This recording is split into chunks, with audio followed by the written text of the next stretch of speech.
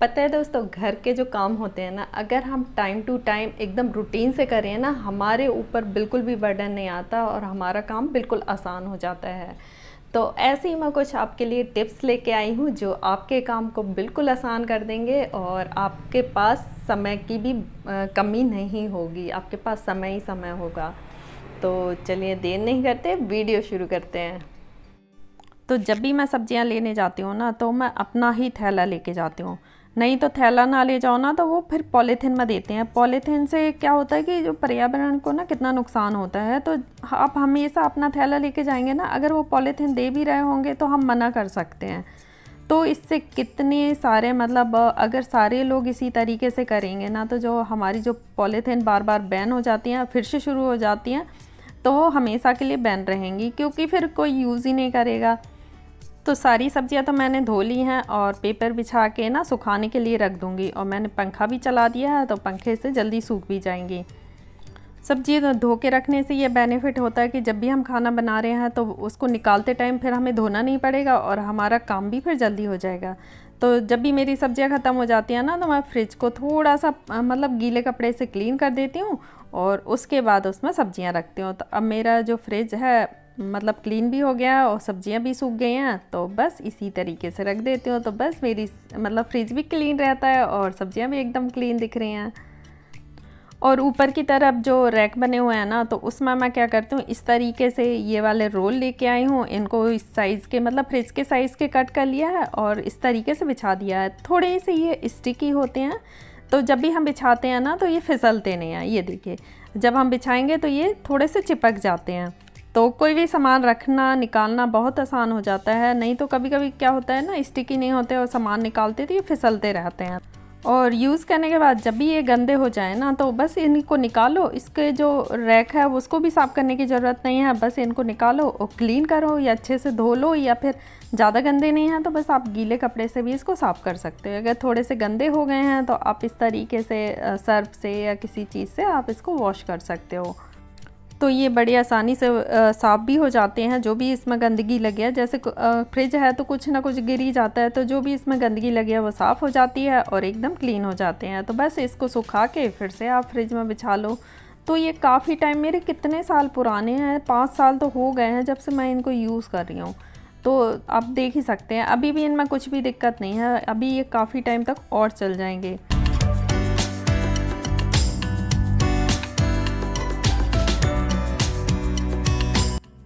अब मैंने सारी सब्जियां तो फ्रिज में रख दी हैं, लेकिन कुछ सब्जियां ऐसी होती हैं जो हमें सुबह सुबह काटने में बहुत टाइम लगता है। तो उन सब्जियों को मैं हमेशा रात को कट करके रख देती हूँ। जैसे मुझे अब कल भिंडी बनानी है, तो मैं आज रात को ही इसको कट करके रख दूँगी, जिससे सुबह सुबह जल्दबाजी में मतलब टाइम भी वेस्ट नहीं होता और हमारा काम जल्दी भी हो जाता है।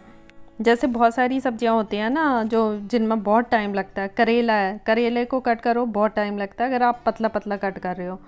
और इसके बाद बीन्स भी है, बीन्स में भी बहुत टाइम लगता है। तो मैं ये सब सब्जियां ना रात को ही कट करके इनको फ्रिज में रख देती हूँ। तो बस सुबह निकाला और इनमें तड़का लगाया, बस हमारी सब्जी बन के बिल्कुल तैयार है।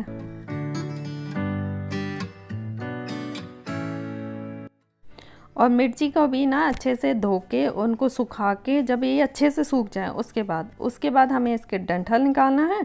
डंठल निकालने के बाद हम इसको फ्रिज में, मतलब मैं एक तरीका बताऊंगी कि किस तरीके से रखना। अगर आप उस तरीके से रखोगे ना, तो आपकी जो मिर्च है ना 1 महीने तक बिल्कुल ख़राब नहीं होंगी। जैसे आपने रखे हैं वैसे ही रखी रहेंगी, आप 1 महीने तक आराम से इनको यूज़ कर सकते हैं।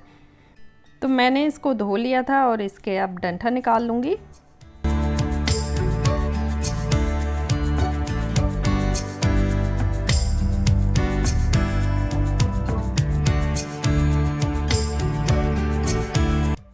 तो अब हमारी सारी मिर्च के डंठल तोड़ लिए हमने और इसके बाद देख सकते हैं मिर्च हमारी कितनी क्लीन दिख रही है। और ये डब्बा लिया है मैंने, जो पेठा आता है ना उसका डब्बा है।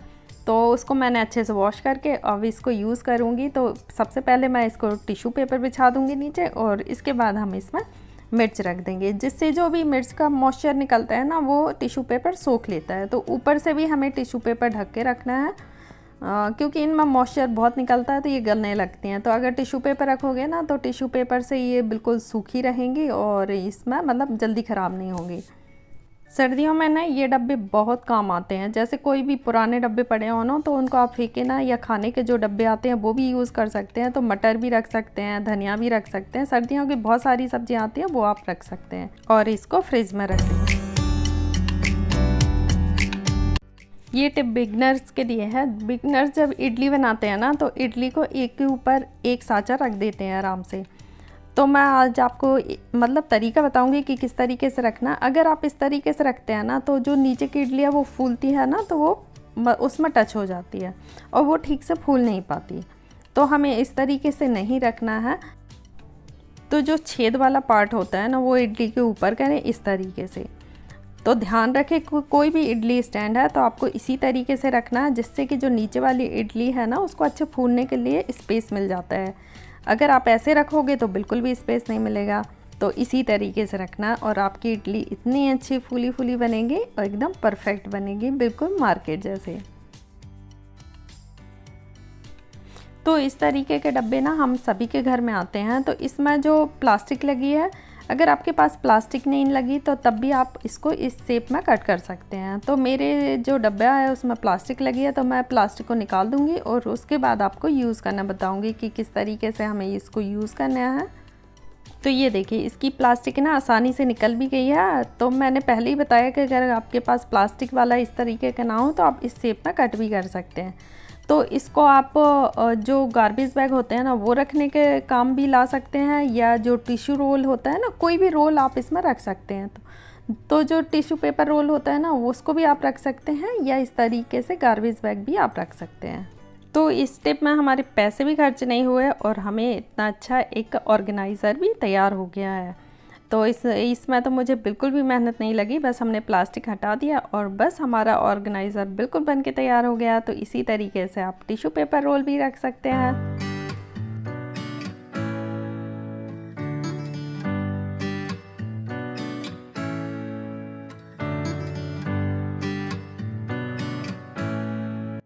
तो दोस्तों आज की हमारी वीडियो कैसी लगी हमें कमेंट्स में ज़रूर बताएं, और अगर हमारी वीडियो अच्छी लगी हो तो हमारी वीडियो को लाइक करें, और हमारे चैनल पर अगर आप नए हैं तो हमारे चैनल को सब्सक्राइब कर दें। वहीं दिखेगा एक छोटा सा बेल बटन, तो उसको भी आप प्रेस कर दें।